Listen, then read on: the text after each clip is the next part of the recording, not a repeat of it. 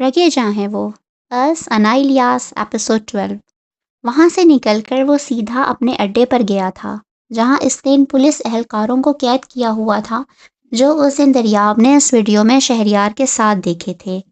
एक बदरंग गेट के आगे वो रुका। दरवाज़ा खटखटाया। 2 मरतबा भी नहीं खटखटाया था कि दरवाज़ा आहिस्ता से खुल गया। अंदर आया तो इसके एक मातहत ने फौरन सल्यूट झाड़ा। इसके हाथ के इशारे से इसे रोका। कैसे हो? सलाम के बाद पूछा गया। बिल्कुल सही सर, मगर आपके मेहमान ठीक नहीं, 2 दिन से बेहद शोर मचा कर रखा हुआ है। इसने फौरन रिपोर्ट दी। हाँ हाँ, अच्छा चलो अभी ठीक करते हैं। इसके कहने पर वो खुशगवार अंदाज में हंसता हुआ अपने चेहरे पर सयाल मास्क लगाकर एक तारीक कमरे में दाखिल हुआ, जहां इन तीनों को बांधा गया था। सॉरी, कौन हो तुम? इसे अंदर आता देखकर एक चिल्लाया। दरियाब ने अपने मातहत को टॉर्च लाने का कहा। बहुत पछताओगे तुम, जिसके हम बंदे हैं ना, छोड़ेगा नहीं वो तुम्हें। एक ऊंची ऊंची आवाज में बोलने लगा। दरियाब ने एक जन्नाटेदार थप्पड़ इसके मुंह पर मारा कि इस शख्स का होंठ फट गया और वो कराहने लगा। तुम्हारे इस बॉस का जो हशर मैं करूंगा वो सिर्फ तुम नहीं, पूरी दुनिया देखेगी। जो गुनाह तुम दोनों के खाते में है, इन समीत तुम जल्द ही इस दुनिया से उठ जाओगे। जिन जिन जगहों पर तुम लोगों ने मासूमों की जानें ली, जितने झूठ कर मासूम लोगों को झूठे पुलिस इनकाउंटर में मरवाया, जितने उबाशों के लिए तुम लोगों ने मासूम लड़कियों की इज्जतें बर्बाद की, ऐसे मुकद्दस पेशों को गधे का अड्डा बनाया, इन सब काम का हिसाब तो मेरी इस पूछगछ से अलग होगा। कोबरा का ठिकाना बता दो तो शायद तुम्हारी सजा में मैं तरमीम कर दूं। दरियाब की गुसीली आवाज इस कोठरी में गूंज रही थी। हम नहीं जानते, वो हमेशा अपने बंदों को हमें लेने भेजता था, और जिस जगह से वो लोग हमें लेते थे, वहां से लेकर कोबरा के अड्डे के अंदर इनके सामने खड़े होने तक हमारी आंखों पर पट्टी बंधी हुई होती थी। इनमें से एक एहलकार ने शराफत से जवाब दिया। और शहरयार? वो जानता है? दरियाब ने अपनी लाल अंगारा नजरें फिर से इन पर गाड़ी। हाँ, वो जानता है, एक ने जवाब दिया। वो इस वक्त कहाँ है? या इसका कोई नंबर? क्योंकि मेरे पास इसका जो नंबर है वो तो बंद पड़ा है। दरियाब के इस तस्वार पर उन्होंने एक दूसरे की जानिब देखा। पता नहीं, उन्होंने नजरें चुराते कहा। जिसने जवाब दिया था, दरियाब ने इसकी कुर्सी को जोरदार झटका दिया कि वह कुर्सी समीत नीचे गिरा। दरियाब ने इसकी गर्दन पर अपना बूट रखा। तुझे नहीं पता? वो गुर्राया। प प बताता हूँ। वो मुश्किल बोला। वो बामुश्किल बोला। दरियाब ने एक हाथ से इसकी कुर्सी पकड़कर इसे बिठाया। मेरा मोबाइल तुम्हारे मातहत के पास है, इसमें शहरयार का एक खुफिया नंबर मौजूद है, जिसे वो कोबरा से भी छुपा कर इस्तेमाल करता है। एक ने खुश्क होठों पर जबान फेरते हुए कहा। दरियाब तेजी से बाहर की जानिब गया, अपने मातहत से मोबाइल लेकर अंदर आया। ये तुम्हारा है? इसने मोबाइल इसी बंदे को दिखाया। इसके अस्पात में सर हिलाते ही इसने पासवर्ड पूछकर मोबाइल ऑन किया और शहरयार का नंबर निकालकर अपने मोबाइल में फीड किया। फिर जो ही मुड़कर वापस जाने लगा, इनमें से एक ने पुकारा, क्या तुम दरियाब हैदर हो? एक के सवाल पर दरियाब के होठों पर मुस्कुराहट रेंगी। दरियाब नहीं, तुम सबका बाप, कहते साथ ही कमरे का दरवाज़ा मुकफ्फल करके वो बाहर आया। सर, इनका क्या करना है? इसके मातहत ने पूछा। जो काम चाहिए था वो हो गया है। इनकी लाशें इनके घरों में पहुंचा दो, ताकि इनके घर वाले इन्हें देखकर सब्र कर लें और इन्हें दफना सकें, क्योंकि ऐसे बेरहमों के लिए मेरे पास कोई रहम नहीं। मैं इन लोगों के आंसू नहीं भूल पाता, जिनके घर इन जैसे बहुत से कमीनों ने बर्बाद किए हैं। इसकी आंखों में इस वक्त इनके लिए सिर्फ हिकारत थी। इसके मातहत ने इस्बात में सर हिलाया और दरियाब इस घर से निकल आया। अगले दिन ताहा और साशा का निकाह भी फातीना के पुराने घर में हुआ। निकाह के दिन मरियम के कहने पर फातीना ने बिला चूं चरा इनका कहा हुआ लिबास पहना। ऑफ वाइट, गोल्डन और डार्क पर्पल शेड्स का राजस्थानी फ्रॉक और चूड़ीदार पजामा के हमरा बड़ा सा पर्पल और गोल्डन दुपट्टा लिए वो बहुत ही मुख्तलिफ दिखाई दे रही थी। मुस्ना ने भी ऑफ वाइट के साथ ऑरेंज रंग के इम्तजाज के साथ इसी तरह का लिबास पहन रखा था, जबकि साशा प्योर गोल्ड के लहंगे और सुर्ख रंग के दुपट्टे में दुल्हन बनी सबकी नजरों को बेहद भली मालूम हो रही थी। निकाह के दिन इन चारों दोस्तों ने ऑफ वाइट शलवार कमीज के ऊपर गोल्डन बास्केट्स पहन रखी थीं। نکاح کے وقت ساشا کے پاس مسنا اور فاتینہ دونوں موجود تھیں۔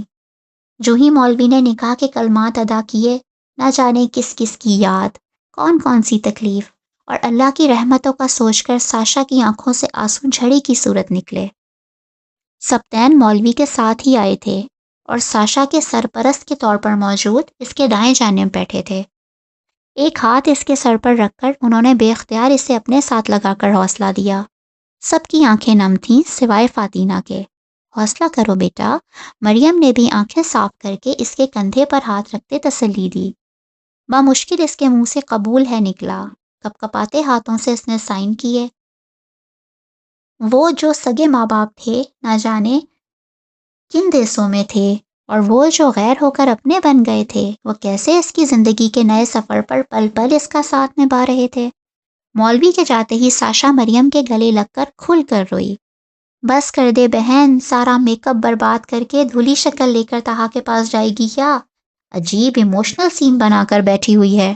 فاتینہ جو کب سے ساشا کی کلاس لینے کے چکر میں تھی، جھنجھلا کر بولی، چپ کر، تیری طرح ہر کوئی پتھر دل نہیں ہوتا، مجال ہے جو ایک آنسو بھی تیرے دیدوں میں آیا ہو۔ مریم نے اسے لتاڑا۔ میری تو کہانی رہنے ہی دیں۔ وہ منہ بنا کر بولتی ساشا کے پاس آئی۔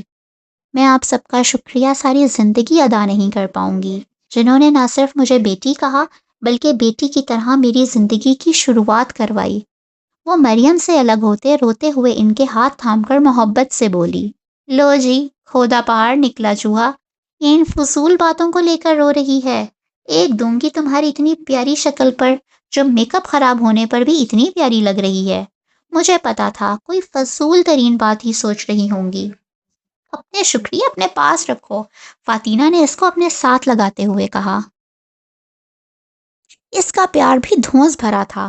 فاتینہ بھی مسنی کی طرح آنکھیں صاف کرتی ہوئی بولی، پتہ نہیں دریاب بھائی کا کیا بنے گا۔ اس نے مصنوعی تعصب سے سر ہلاتے جان بوجھ کر کہا۔ ان کا تو جو بنے گا، ابھی اپنی فکر کرو، میں تمہارا کیا بناؤں گی؟ فاتینہ نے اسے دھمکی آمیز لہجے میں کہا۔ کیا مطلب؟ اس کے معنی خیز لہجے پر نہ جانے کیوں اس کی نظروں کے سامنے حذیفہ کا ڈیسنٹ سا سراپا گزرا۔ جیسے ہی وہ گھونگھٹ میں چھپی ساشا کو لے کر باہر آئیں، سب کی نظروں کا فوکس ان تینوں کی طرف تھا۔ یہ پریاں ہیں کیا، یا کوئی جادو کرنے آئی ہیں؟ جو ہی وہ ساشا کو طہا کے قریب سٹیج پر بٹھا کر اتریں، سامنے کھڑے وسیع نے ان دونوں کو دیکھ کر خوشگوار لہجے میں کہا، شکر پریاں کہہ دیا، شکر پریاں کہہ دیا، چڑیلیں کہتے تو پھر آپ کی خیر نہیں تھی۔ فاتینہ نے چوٹ کی۔ نہیں، ابھی مجھے بھری جوانی میں گنجا نہیں ہونا، اور آپ دونوں تو ویسے بھی کیل کانٹوں سے لیس ہیں، کہیں مجھ غریب پر ہی استعمال نہ کر دیں۔ اس نے ان کی جیولری اور نیلز کی جانب اشارہ کرتے ہوئے کہا۔ آج پھر حذیفہ کو وہ پیاری سی لڑکی اور پیاری لگی۔ وہ ہمیشہ سے نازک سی لڑکی سے شادی کرنے کا خواہش مند تھا، اور موزنا اسے اپنے آئیڈیل کے مطابق لگی۔ اس نے جلد ہی فاتینہ سے بات کرنے کا سوچا۔ فاتینہ کچھ تحائف لیے جیسے ہی رہائشی حصے سے نکل کر باہر کی جانب لپکی، فراک اور دوپٹے میں الجھتی جو ہی وہ تیزی سے باہر کی جانب آئی، ہیل میں الجھتی پھسل گئی۔ جو ہی نظریں سامنے گئیں، اندر آتا دریا وہیں پر رک کر شریر نظروں سے اسے دیکھ رہا تھا۔ فاتینہ نے خون خوار نظروں سے اسے ہنستے دیکھا۔ اس بندے سے تو کسی اچھے کام کی توقع کی ہی نہیں جا سکتی۔ جو ہی وہ اٹھی، بجائے اسے اٹھانے کے وہ اس کے ہاتھ سے گری چیزیں سمیٹ کر اسے پکڑانے لگا۔ بہت شکریہ، یہ میں خود بھی اٹھا سکتی تھی، وہ تڑک کر بولی۔ ارے، یہ تو غصے میں نظر آ رہا ہے۔ بھول پن کا اظہار کرتا اسے سخت زہر لگا تھا۔ بھائی، میں آپ کو اٹھانے جیسی غلطی اس لیے نہیں کی کہ پھر آپ نے میرے سر الزام دھرنا تھا کہ میں ہیرو بننے کی کوشش کر رہا ہوں، حالانکہ آج آپ نے یہ حرکت بالکل ہیروئن والی کی ہے۔ اس کا شرارتی لہجہ جوں کا توں تھا، بلکہ اب تو اسے محسوس ہوا کہ وہ اس کا مذاق بھی اڑا رہا ہے۔ ایسی چپکو حرکتیں میں نہیں کرتی، اس نے بھویں اچکا کر کہا۔ ایسے ڈریس پہننے کا کیا فائدہ جو آپ کو ہیروئن بنانے والی حرکتیں کریں؟ اور کوئی کام نہیں آپ کے پاس سوائے مجھ پر ریسرچ کرنے کے؟ اس نے کوئی جواب نہیں بن پڑا تو ہمیشہ کی طرح دریاب پر چڑھائی کی۔ کیا کریں، اب یہ کام بھی ضروری ہے، آخر کو مستقبل میں مجھے ہی آپ کو جھیلنا ہے، دریاب نے ٹھنڈی آ پر کر کہا۔ ضروری تو نہیں۔ اس کے جواب پر وہ لمحہ بھر کو ٹھٹکا۔ میری طرف سے جس مرضی ایکس وائی زیڈ کو چاہے اپنی مرضی سے شادی کر لیں، میرے ساتھ تو یہ تعلق بھی مجبوری کا بندھا ہوا ہے۔ تو میں ایسے کسی تعلق کو نبھانے کے لیے آپ کو فورس نہیں کروں گی۔ میری جانب سے آپ آزاد ہیں، جو چاہیں فیصلہ کریں۔ دریاب کو ششتر چھوڑ کر وہ چیزیں سمیٹتے باہر کی جانب لپکی۔